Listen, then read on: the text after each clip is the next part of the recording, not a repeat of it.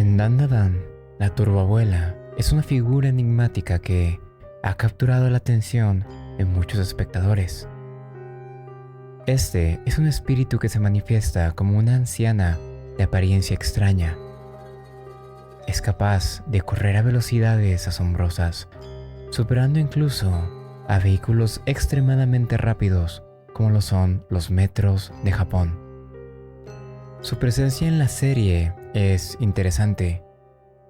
Desde su primera aparición no ha hecho más que causar misterio, confusión e incluso terror. Es verdaderamente un personaje muy interesante. Pero lo más interesante de la turbabuela es algo que tal vez muchos de ustedes no se esperan. Y eso es que la turbabuela viene de la vida real. Así es, esta no es una invención del anime, sino que es una leyenda urbana de origen japonés. En esta leyenda se le describe a la turbabuela justamente como la vimos en Dandadan. Una entidad con apariencia de un humano de la tercera edad que corre a velocidades descomunales, usualmente persiguiendo a carros e incluso llegando a veces a tocarles la ventana mientras estos van en movimiento, todo con la intención de causar algún accidente. La leyenda como tal es un poco graciosa, ya que después de la primera vez que se contó, múltiples ciudadanos japoneses reportaron a lo largo de todo Japón haber visto a la susodicha turboabuela. ¿Y cómo la describían, se preguntarán ustedes? Como una abuela que iba corriendo en chanclas. Y aunque eso les pueda dar risa, hay algo bastante tétrico y perturbador al respecto, y es que, según testigos, se reporta haber visto a la turboabuela variar entre velocidades de 40 kilómetros hasta 120 kilómetros por hora. Pero,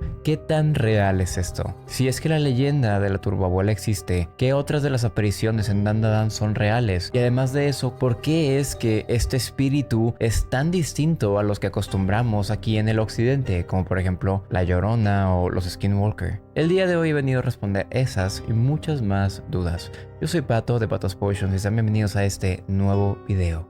Comencemos. Antes de comenzar a hablar sobre la turbabuela, primero debemos dar unos cuantos pasos atrás. Sean bienvenidos al mundo de los yokai. Los yokai han formado parte del folclore japonés durante siglos, descritos como criaturas sobrenaturales que encarnan aspectos de la naturaleza, emociones humanas o incluso eventos inexplicables. Su nombre proviene de dos caracteres japoneses: yo, que significa extraño, y kai, que significa manifestación, y son conocidos por su diversidad en apariencia y comportamiento. Algunos son descritos como traviesos e inofensivos, mientras que otros son verdaderamente aterradores. La mayoría de las veces se les atribuyen motivos o intenciones que reflejan la moralidad o la espiritualidad de ciertos lugares, situaciones o tiempos, usualmente castigando a los humanos por comportamientos inmorales o imprudentes, pero asimismo también ayudándolos en momentos de necesidad.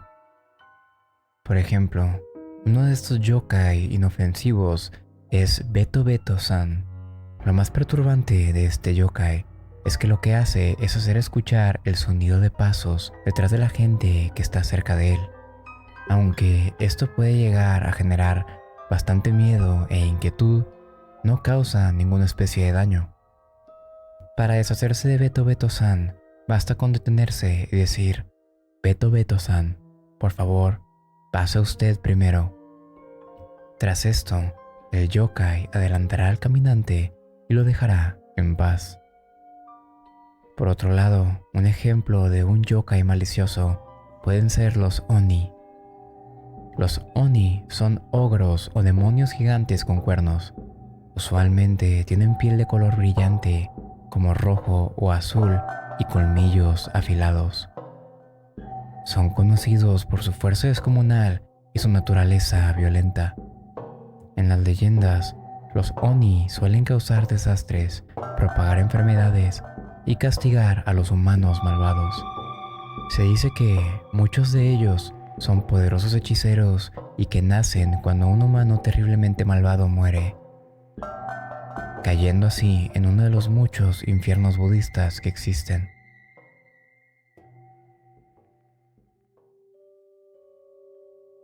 En la cultura japonesa, los yokai son usualmente representados como entidades que viven en espacios muy rurales, como por ejemplo montañas, ríos, lagos, entre otras cosas. Pero algo muy curioso de ellos es que también se les ha avistado en áreas urbanas.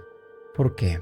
Esto es gracias a un concepto llamado Tsukumogami. Los Tsukumogami son una categoría interesante de yokai. Verán, bajo múltiples creencias japonesas, se cree que los objetos inanimados pueden convertirse en yokais una vez que cumplen 100 años. Se dice que objetos tan cotidianos como peines, sandalias o incluso bicicletas, una vez que cumplen 100 años, adquieren una especie de conciencia y alma, transformándose así en un Tsukumogami. La actitud que estos Tsukumogami tienen después de los 100 años varía bastante, ya que se asocia mucho a cómo fueron tratados por sus humanos en vida. Si un objeto fue cuidado y valorado, es normal que si se convierte en un Tsukumogami, este sea benevolente y amable. Por otro lado, si fue un artículo el cual no fue tratado con cuidado o incluso desechado, este puede llegar a transformarse en un yokai bastante violento y agresivo.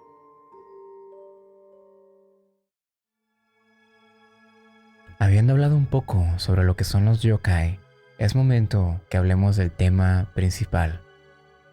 ¿Quién es la turbabuela? La turbabuela es una figura enigmática que ha aterrorizado a múltiples conductores nocturnos en las carreteras del Monte Roko, en la prefectura de Hyogo. La leyenda describe a una anciana de aspecto espectral, su rostro deformado y sus movimientos antinaturales. Lo más curioso de ella y la razón de su nombre es que ésta corre a velocidades extremadamente rápidas, superando así a los automóviles más rápidos. Se reporta que su aparición es tan repentina como su desaparición y suele ocurrir en noches lluviosas o en momentos de absoluta soledad en la carretera. Numerosos testimonios han surgido en foros japoneses como 2channel y Twitter. En estos, las personas relatan sus encuentros con este yokai. Un caso particular involucra a un taxista que, mientras descendía por una curva cerrada en plena madrugada, vio en el retrovisor a una figura encorvada que comenzó a correr tras su vehículo.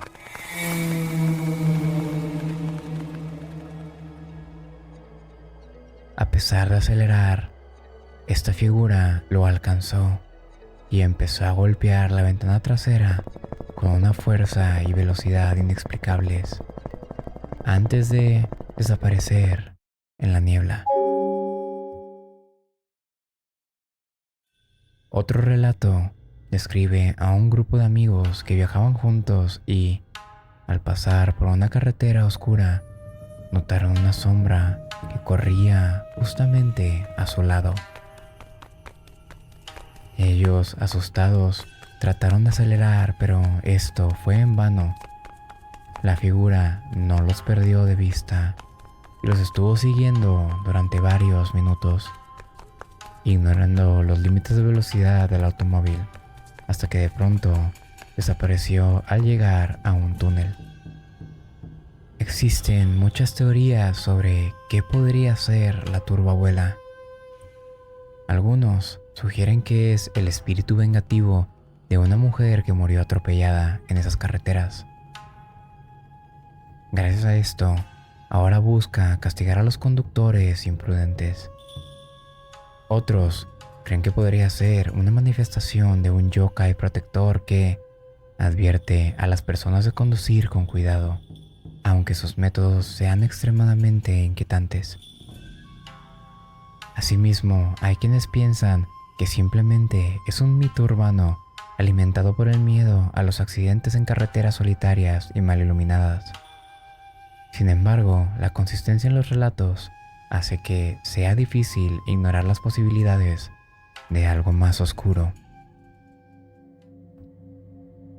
Algo que le aprecio bastante a Dandadan es la inclusión de yokais y leyendas japonesas que ya existen a su serie. Por ejemplo, como tal aún no sale en el anime, pero lo que tengo entendido en el manga ya se tocó la leyenda del Kasa Obake. Y no solo eso, sino que es un personaje que aparece dentro del manga. De hecho, el Kasa Obake es un yokai del tipo que les expliqué anteriormente, un Tsukumogami. Este es un paraguas de papel que se transforma en una criatura bastante aterrorizante, ya que este solamente cuenta con un ojo, una pierna y una lengua bastante larga. Aunque desconozco de su papel en Dandadan, en las leyendas reales se dice que el Kasa Obake es inofensivo y solamente es un yokai juguetón. Pero bueno, habiendo terminado de explicar qué es un yokai y la leyenda de la turbabuela, ¿qué les parece si les explico por qué hice este video? Como tal, que Dandadan haya tocado un tema tan interesante como lo es paranormal me es bastante grato, ya que hace que más gente se abra a este mundo en el cual muchos de nosotros convivimos. Y algo que me gusta bastante compartir cuando hago este tipo de videos en Patos Potions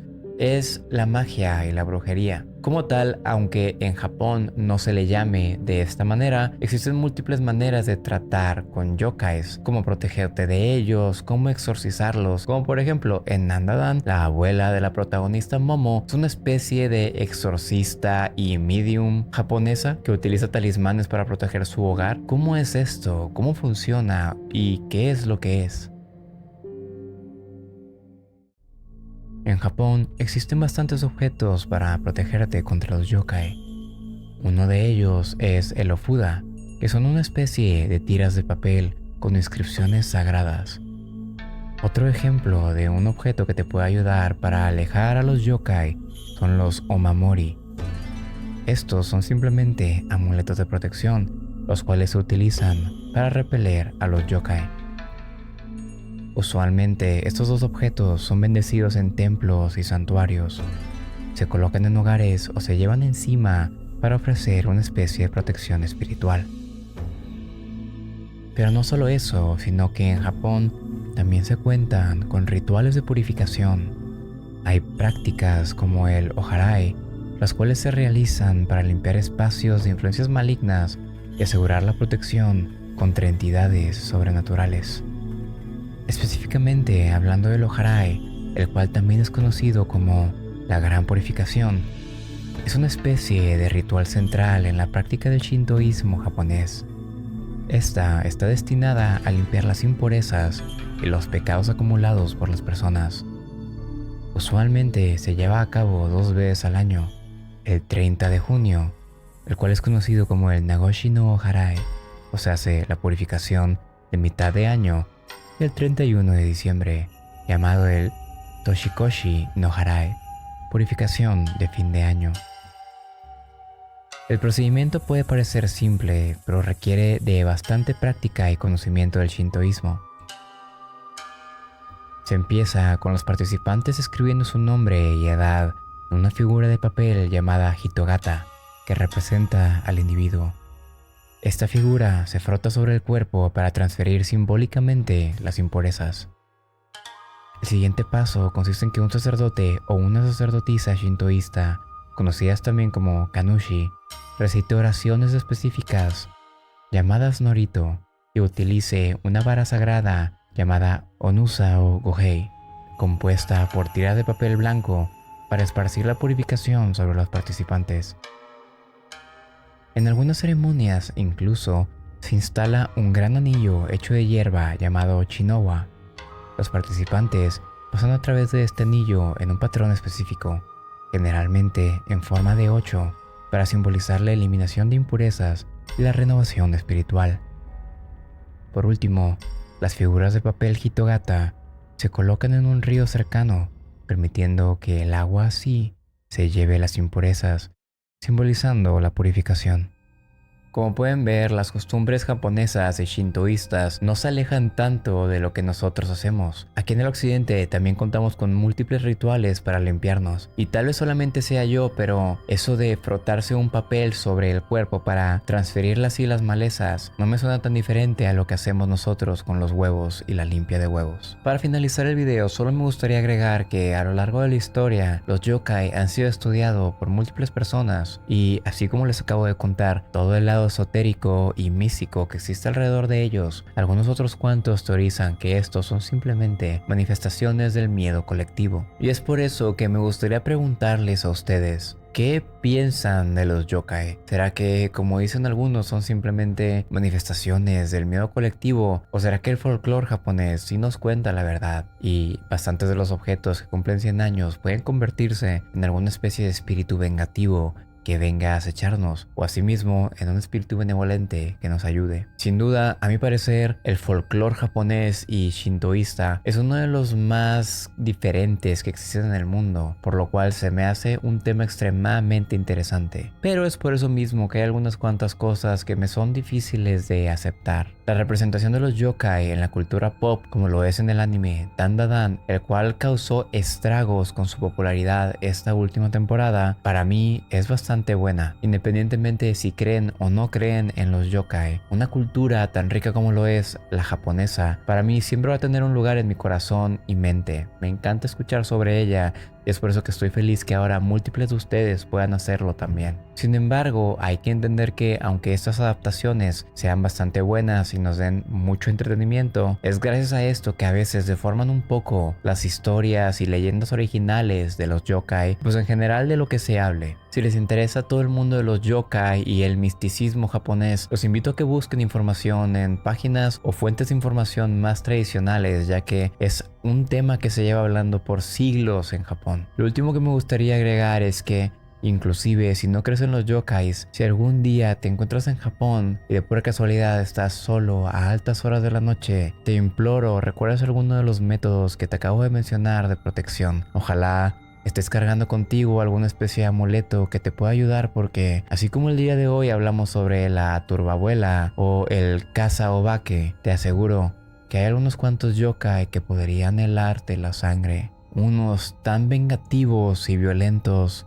que se dice que las pocas personas que han vivido para poder contar las anécdotas de estos quedan con secuelas y nunca vuelven a ser ellos mismos. Habiendo dicho esto, hemos terminado el video del día de hoy. Les agradezco que se hayan quedado hasta el final y les pido de todo corazón que si les gustó el video le den un like, lo compartan y si no lo han hecho, se suscriban. Estamos muy cerca de llegar a los 100,000 suscriptores y una de las metas de este 2025 es llegar a 200k. Les recuerdo que tengo otros 2 canales por si no se han cansado de escuchar mi voz. En uno reacciono a chismes de famosos e incluso hago dinámicas con mis seguidores, ese es Pato RMZ. Y en otro, si les gusta lo paranormal, juego exclusivamente videojuegos de terror, ese es Patos Games. Asimismo, hago streams en Twitch lunes, miércoles y jueves de 4 a 6 pm y los domingos de 8 a 10, todo hora México. Si alguno de estos links les interesa, van a estar todos abajo en la descripción. Así que sí, me retiro no sin antes agradecerles por haber llegado al final del video y nos vemos la siguiente semana con el siguiente video. Hasta la próxima y chao chao.